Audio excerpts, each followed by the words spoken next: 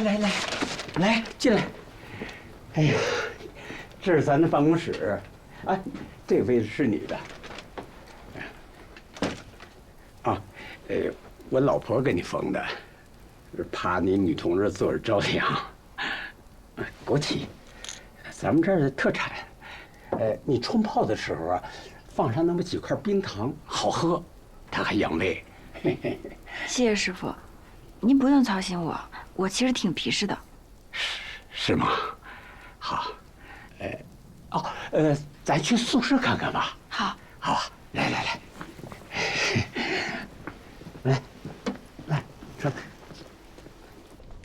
师傅，越狱的事儿是真的吗？别自己吓唬自己了，咱们这儿挺安全的。越狱，咱们这儿从来没发生过。你说就咱这地方，越狱人他能跑得了吗？啊，这是宿舍，基本上也没什么人住。我就说这儿离县城嘛，它是50公里，上下班都有班车。下了班呢，大家伙宁肯是坐车回去，明天一早再回来。啊，对了，这是厕所，你看，咱这是公共厕所啊。你记着，晚上去的时候要拿着手电，别掉进去。咱这是旱厕。另外这水房在这儿，啊，洗涮的，就在这儿就行。这个你得注意啊，别滴你身上油，它不好洗。啊，来进来吧，来，住这儿，啊，这热水我给你打好啊，我就住隔壁，你要是有什么事了，你咚咚咚，你敲墙就行了。我尽量不敲。没事，行，那你就收拾，早点休息。有什么需要，你就跟我说一声，啊。谢谢师傅。别，啊。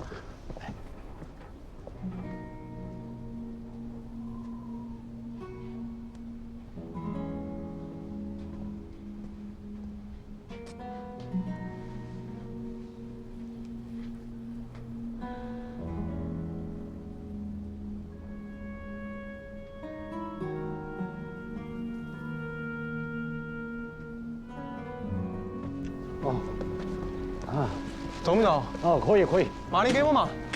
啊，走嘛。哟，小雨啊，这里来人了。我同事。叔叔阿姨好。你好。你先忙。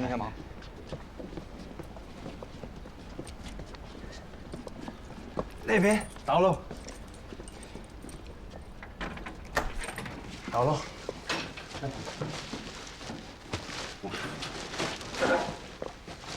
给我嘛。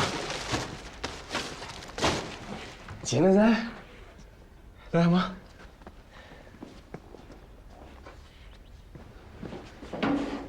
坐，往二里坐。郝远，那是你的制服啊？对，暑天的时候就穿那个。喝水，对不对？啊，不累，我们坐的2个袋袋来的，舒服得很。不是喊你买卧铺吗？非要买站票，非要买。是我寄回去钱不够吗？够，买不着的东西买得着啥子嘛？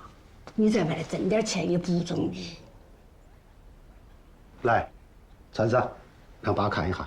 不头不穿，穿起。热死了，妈你说二谈。爸爸想看，穿起，穿一下啊。听话。穿。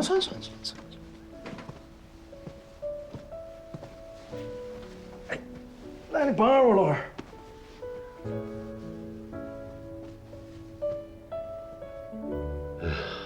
我他妈你看，娃有出息了。婆太热了。你那个急着叫我们过来，有啥子事情没？二你说。见几个人？见啥子人？我耍朋友了。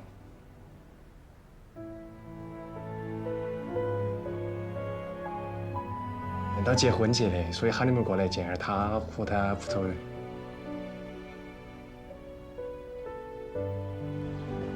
你来了？啊。公干去啊！毛主任。嘿，小鱼，那您说。谈恋爱了？听谁说的？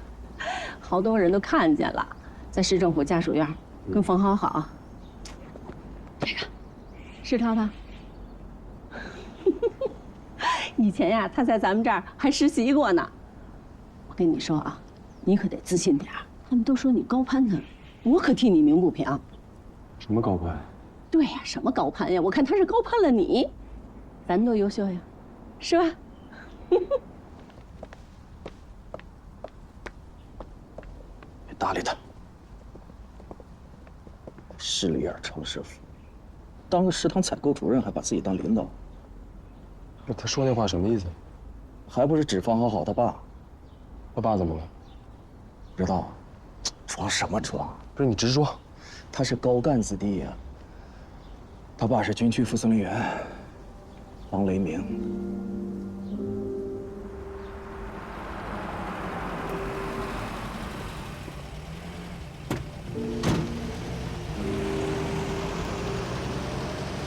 不是你这小孩怎么回事？就是怎么回事？我们这才开学前几天呢。就是这有人是有人养的东西。不好意思，哎，杰哥，张总，怎么回事？这不还是那点事儿吗？这没完没了呢。来，你看看他啊，孙荣家大儿子干的，大白天的泼煤油，直接就给点了。我都不敢想，你看看这无钱无货全房子，这要真烧着了，得死多少人？啊！非逼着我们给你打电话，说认识你，你能说上话。我跟他说了，我说找你也没用，就是不听。那人在那儿呢。我看一眼啊。啊，陈先生，陈先生，你要帮我，别皮，我儿子还不到14，他不能有事儿。你怎么不看着他？我看不住，我儿子，那都是恨。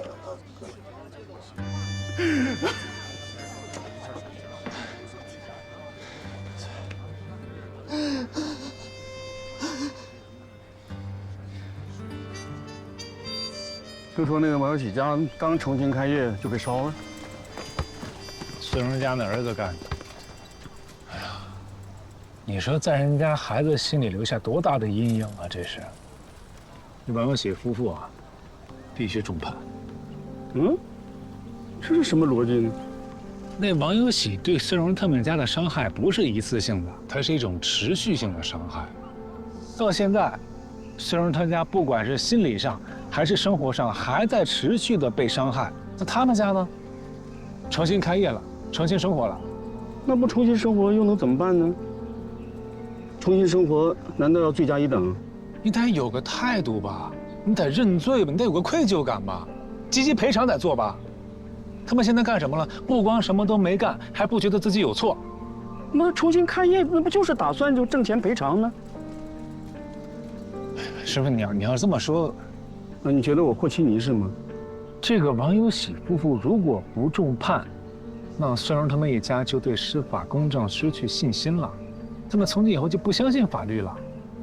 而且他家那个小孩现在14岁不到，一旦就走上犯罪道路了，你说怎么办？那不毁人家一辈子吗？王有喜家的孩子才8岁，是王有喜他家把别人家给逼疯了，他家也没挨欺负。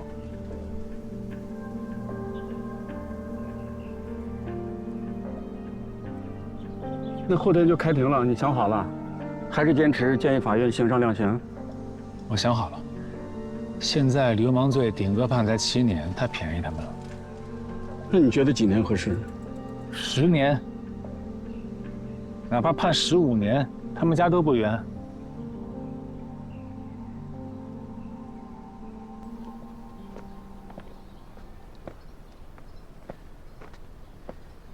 不是说尽量不来单位的吗？怎么怕人议论？是走出来不方便。怎么了？一脸不高兴。你把这拿给你爸爸。不是说好了晚上过去吃饭你拿着吗？你现在给我尊怎么回事啊？不去了。于高原，你什么意思啊？有话直说。你爸，王雷鸣是吧？是啊，怎么了？军区司令。副的。有区别吗？对啊，有区别吗？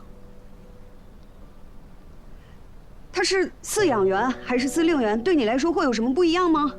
我没有要故意瞒你，没必要，也瞒不住。我就是想让我们刚开始的时候尽量单纯一点。如果我做的不好，我跟你道歉。还是有分别心呗。是有。我是害怕我自己，我胡思乱想啊。我怕你是因为那个副司令员才愿意接近我，假装喜欢我的。怎么我农村出身就非得高攀你们俩？因为我的腿，我自卑、敏感、多疑，我高攀你了，行了吧？像你这样名牌大学毕业，各方面都很优秀的法官，你怎么会真的喜欢我？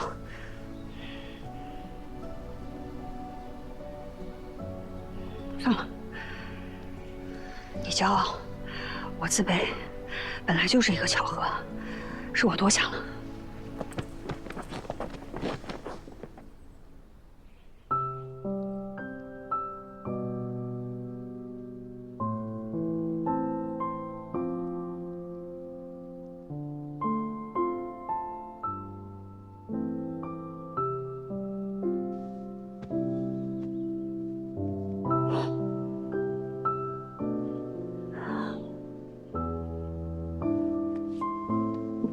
放开吧，有人看着呢。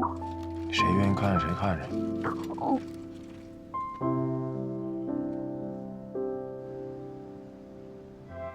疼啊！你打到耳朵。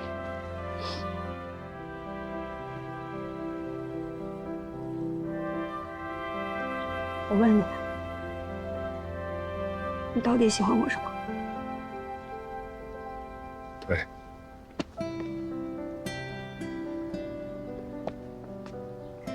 是不是因为我像你那个女同学？谁也不像。哦，我今年27了。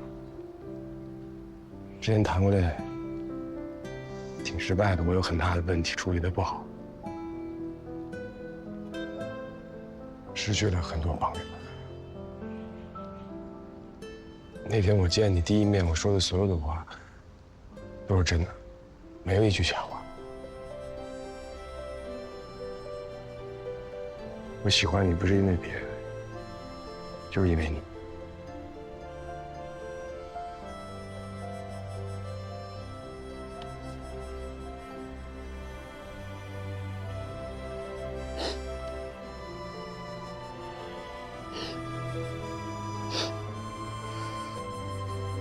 拿回去。嗯。晚上不许迟到。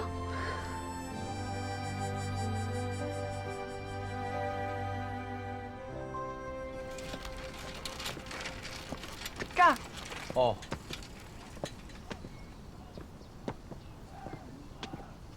啊，对。我还有个后妈，比咱们大不了几岁。她是个事儿精，一会儿要是作妖的话，你别理她啊。你怎么总搞突然袭击呢？早说晚说不都一样？你是见我爸，又不是见他。走，你把东西给我，帮我把衣服整理整理，整整。好着呢。有点紧张。走。背你？不用。背？不用。不用。快进来，快进来，都等着呢。回家啦！快，里面坐，里面坐。东西接一下，这。爸，于高远在市中级人民法院工作。是吧？坐，快。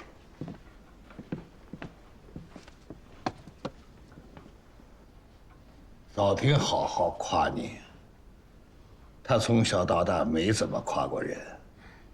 小张，把拖鞋拿过来。不用换了，老爷子种完菜满脚泥还不到处踩。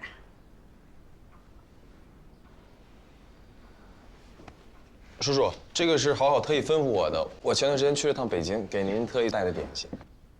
哎呦，这个东西啊要少吃，他血糖太高了。小张，来了，快！一表人才，能看上我家好好，那是他的福气。那也是你的福气和压力嘛。是。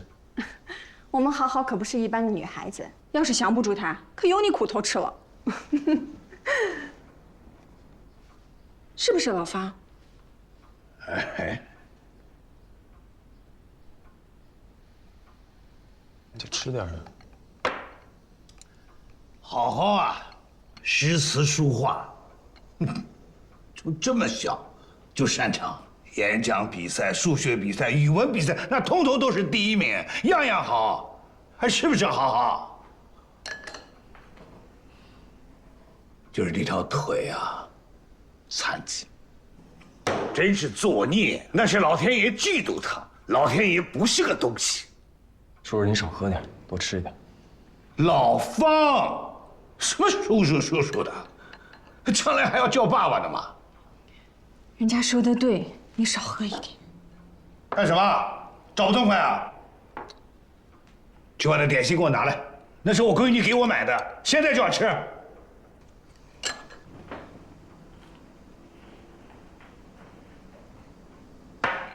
好好这个病啊，是在幼儿园落下的。亲妈走得早。他这个苦是为我受的，我对不起他呀。您没对不起我，我命不好。嘴硬也随他妈。好就是刀子嘴豆腐心，给您买那点心，他特意嘱咐我一定要去东四总店买，列了一个单子，你喜欢吃什么全写下来了，差点因为这个把车给误了。小雨啊，你家那小伙子我见多了，苦出身，心眼多，脑子灵，眼界高，野心勃勃的，非常现实。没关系，你这么快能把我女儿拿下，那不简单。你小子算个人才啊！但是啊，我不管你是什么目的，也不管你是不是真的爱我女儿。你小子给我记住，你就是装，也得装着对我女儿好，要不哪天老子非得收拾你。听见了吗？听见了，我一定会尽我所能对她好。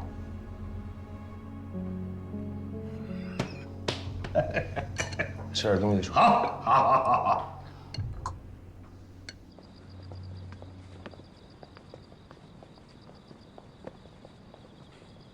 你是不是再也不想来我家了？就别说你，我也不想再回来了。爸还是很爱你，说我2句正常。他那不是爱我，他是想赶紧把我给打发出去，这样他就省事儿了。我从小到大都是这样，习惯了。这个世界，谁离了谁不能活。我不拥有家，也不奢求有人爱。行了，别不高兴了，换个话题。明天我下班之后，你跟我走一趟。干嘛？去我那儿见见我爸妈。不必。怎么不必了？必。我不用你可怜我。谁可怜你了？我那是求你。求我什么？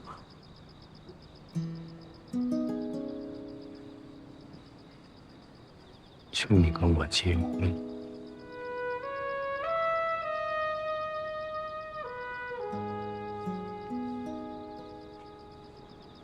你图啥？图啥？我想想，我图啥？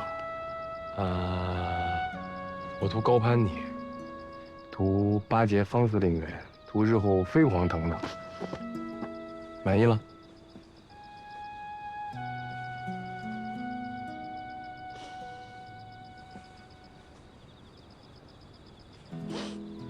定了啊！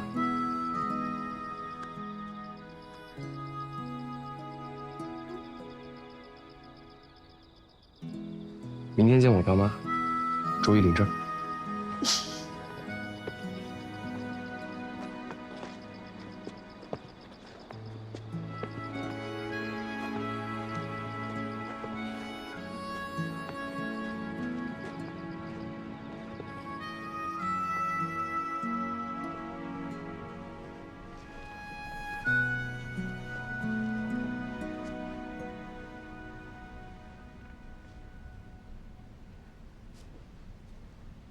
回来了。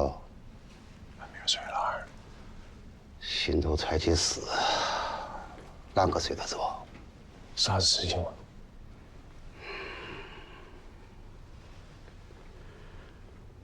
亲眼看见你在滨江住的屋子，穿的衣服，才敢相信我儿真是长大了，当了官了。还不是官？弟弟妹妹在屋里头啷个样？还可以。等过2年条件好了，把你们都接过来住。你高考那年，我到祖坟烧了道纸，希望祖上先人保佑我们老于家出条路。啷个晓得，为儿大学毕业，又坟倒在当当头。想到你要在这儿把婚结了，怕是一辈子要钉死在这儿，心里头更气更气。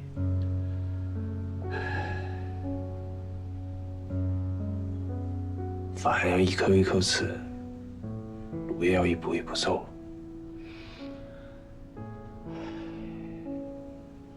快点睡了，来睡觉。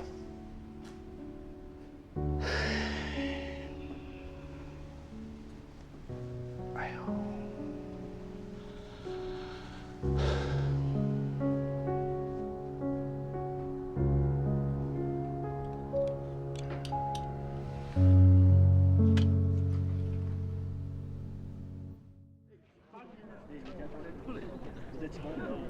在这里边，这关押的全是重刑犯，死缓无期是大部分。犯人转过来的时候，他原籍户籍要被注销，户口迁到别山来，这就造成了很大的抵触情绪，还有管理难度都很难。哎，兄弟们，有妹子！哎，你越害怕，他越得意。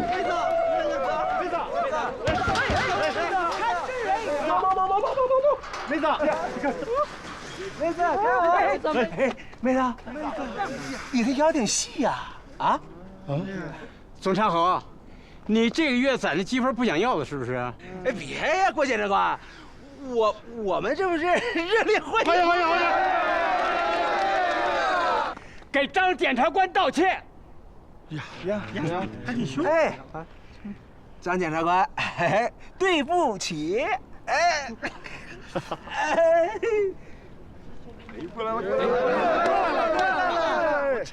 宋昌河是吧？嗯，你给我放老实点，我记住你了。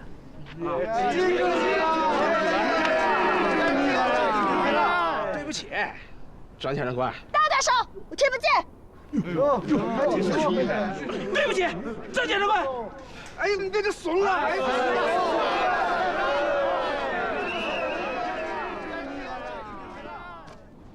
现在由公诉人宣读起诉书。尊敬的审判长、审判员，尊敬的人民陪审员，现在我受滨江市人民检察院的委派，代表滨江市人民检察院对王有喜、梁月敏等4人流氓团伙提起公诉，并对审判活动进行监督。你说人不是你杀的，证据呢？不是我杀的，我还要提供证据啊。那可不，人检察院有大把的证据，证明人就是你杀的。人家现在手里握着2王勾杆的 K， 你什么牌呀？不，再说了，你现在说不是你杀的了，那当初你怎么就认了？是他们不是？行，你呀，听我的，别较劲啊，先保命。那法庭上积极的认罪悔罪。这个恳求轻判，别惹法官，那么尽量争取个死缓，还有2审的嘛，到时候再喊冤。我呢，再帮你收集一些有力的证据。我认了判死刑怎么办？我能怎么办？那你现在把我解聘了。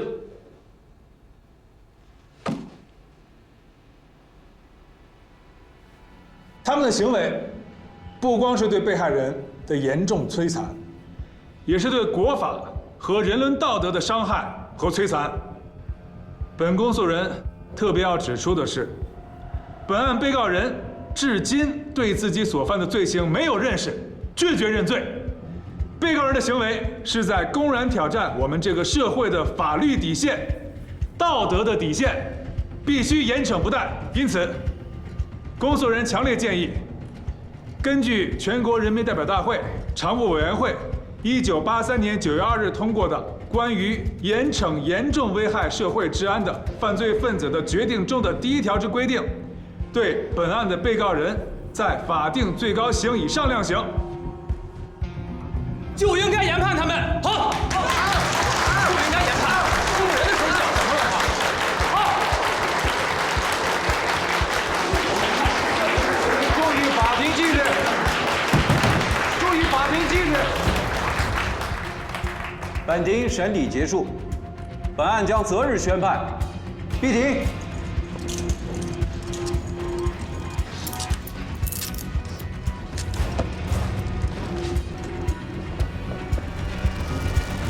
师傅，你怎么了？这个案子量刑建议的时候咱聊过呀，你也没不同意啊。对，我是说过了，这个案子你承办，你做主。那你这怎么了？后悔了？你知不知道刚才那么说会煽动公众对被告人的仇恨？我那说的全是事实啊。哦，是吗？对啊。啊，你心里是那么觉得的？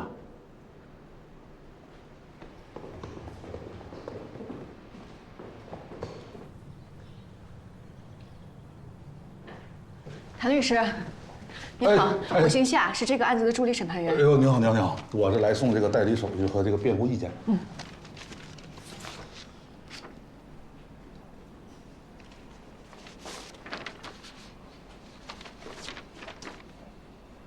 这个辩护意见就这些吗？怎么了？这可是个可能会被判死刑的案子呀。您放心，您放心啊，那个教育过了，开庭的时候肯定不胡说八道，积极的认罪伏法。诚恳地向受害者家属道歉，争取从轻判决。你打算怎么为他争取从轻判决？被告人因为家庭问题和被害人产生了矛盾，本来应该以正确的价值观妥善商量解决，但被告人不能正确解决家庭矛盾，心生恶念，将被害人杀死并分尸，其主观恶意极深。犯罪手段特别残忍，犯罪情节特别恶劣，社会影响特别严重。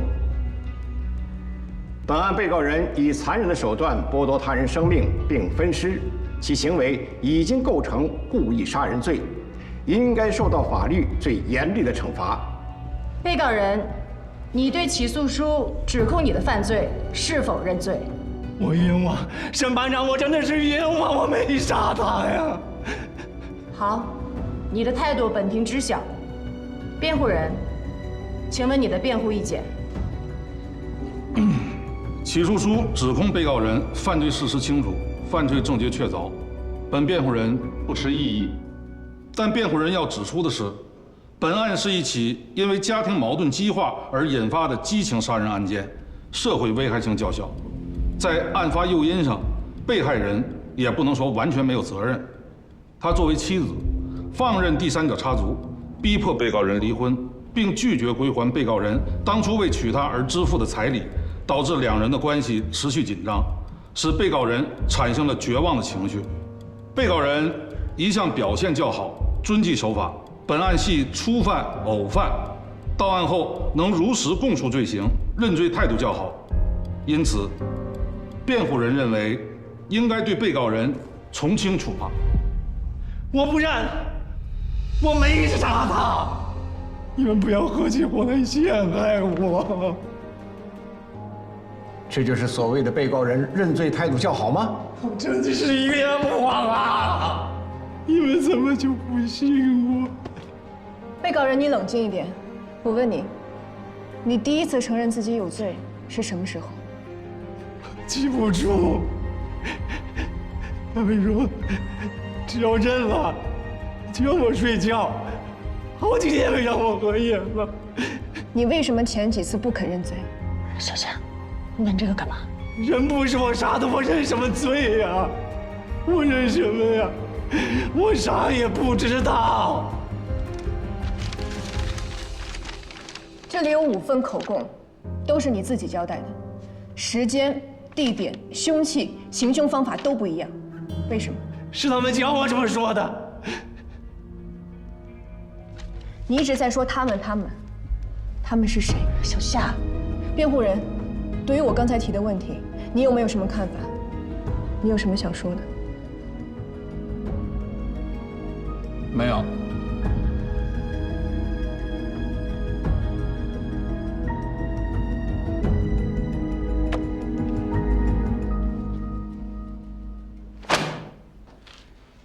夏英姐，你到底是什么意思？梅姐，我越审越觉得这个案子疑点太多，我还是建议退卷，让检察院补充侦查。不都说好了吗？怎么又闹着退卷呢？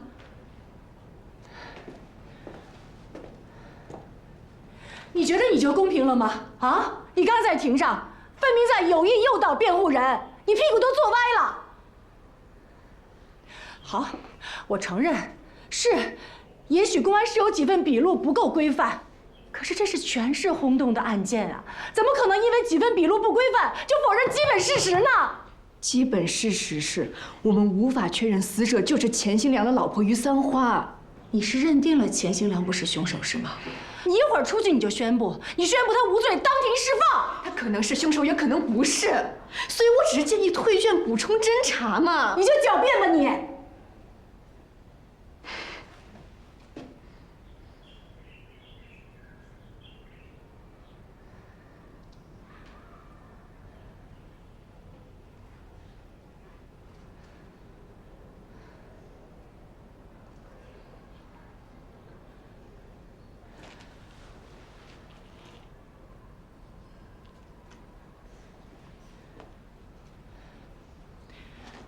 小夏，对不起啊，我刚才情绪可能有点激动。梅姐，你说的我都理解。你都理解，你干嘛还这么轴呢？我不想手上沾血。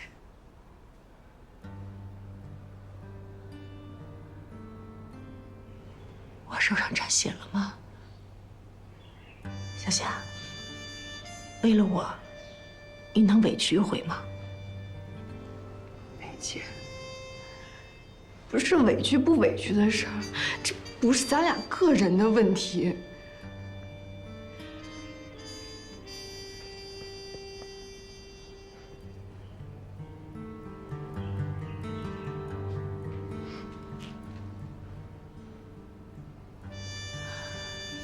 好吧，合议庭没能形成统一意见，那就上报吧。上报院审委会。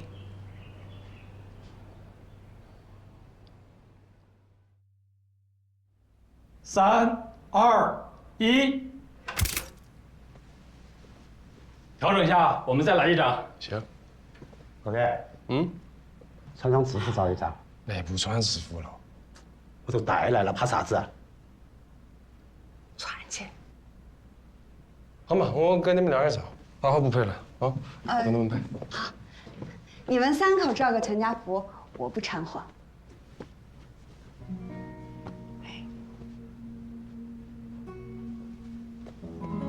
好哈，我们屋头穷，没得啥子好的。这是我过门的时候，高爷奶奶给我的，这下好了，能传辈儿喽。拿着，您拿着，您拿着。我们现在移风易俗，不兴这个，您收好，伯母。伯母，吃了席才能改口噻，可是啊。不用改口了，妈。好好不习惯叫妈，叫伯母了。哦哟，真是高干出身啊！戒指不得要，妈也不得喊。妈，我要。好，好，好，戴上。那么样，全家都高高兴兴的，多好哎！戴上，好的，好的。来嘛，照相嘛。老袁，哎，我们是不是没得礼数啊？啥是礼数？人家方策员是不是不晓得我们就在滨江？你们2个拉起我跟你妈，就把香给糟了。没得关系。他是不知道，我还没告诉他。这婚姻大事，我还……您二老放心，我的事儿我能做主，他的事儿我也能做主。放心嘛，哦，妈。来嘛，不说了，拍照，来。行，靠近一点儿，看镜头，对，3、2、1。来，妈，洗手。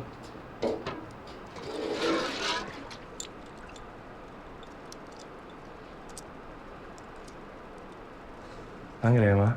你坐哈。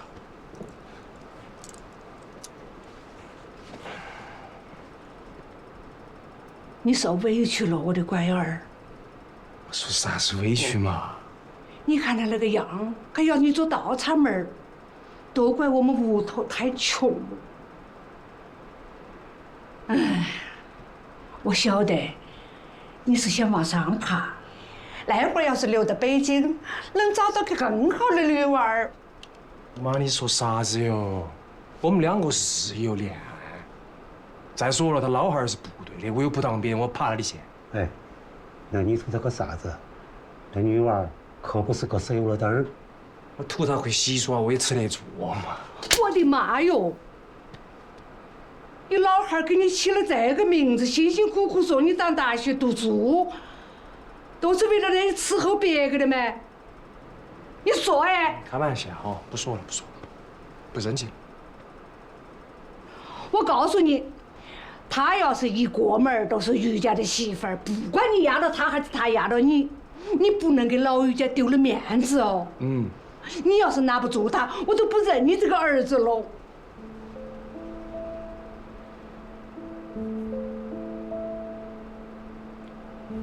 好嘛，儿不生气了，老二不生气了，好。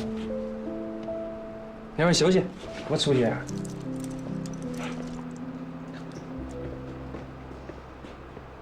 你说噻？这么重大的案子，全市乃至全省都在盯着咱呢，偏偏你们合议庭没有能达成一致，怎么搞的？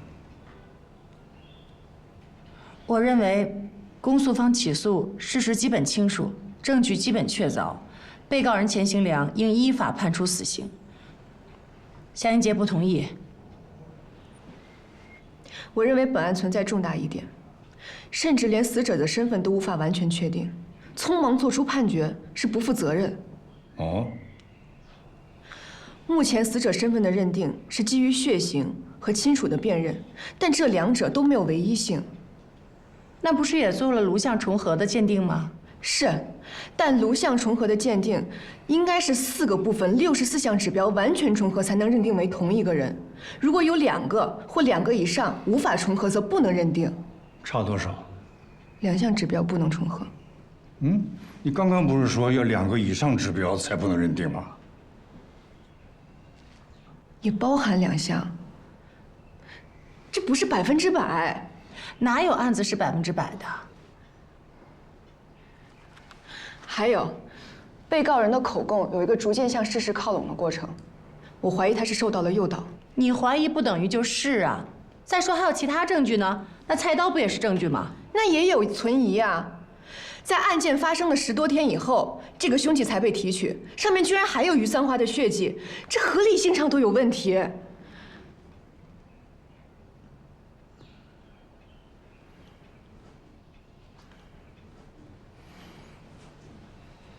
还有没有要补充的？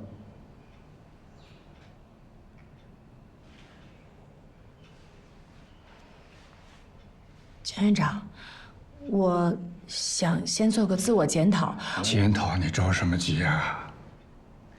你俩先出去，我们讨论一下，啊。江院长，各位审委，我想补充，如果我们暂时放过一个凶手，将来还有补救的可能。但如果我们错杀了一个人，先别说情了，先出去吧，出去吧，啊！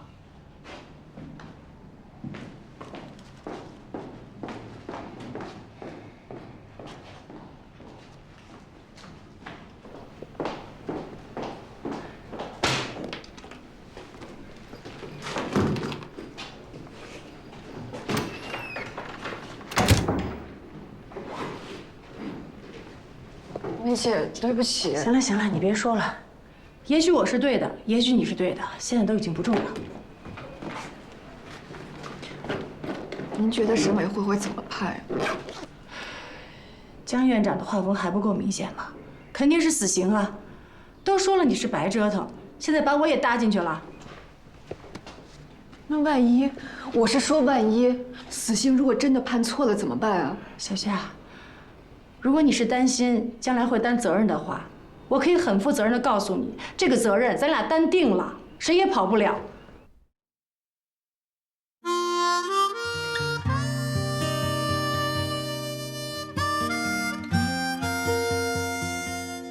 再道别，时光也不回首，再沉重，青春也如海流。就约定奔赴各自的路口，也要将同样的梦守候。有的花等了等又流走，有的路崎岖多风雨骤。别担心，疲惫了就无从解忧。我微笑代表懂你感受，那些委屈苦痛蔓延在夜的尽头，也曾追问自己勇气还够不够。有一颗星闪烁，仿佛在问候，那是你来时许下的梦。生活的渴依旧，不再脆弱的双眸，花开无声，就在不经意的时候。平凡的路，写就不平凡的梦。我会一直伴你左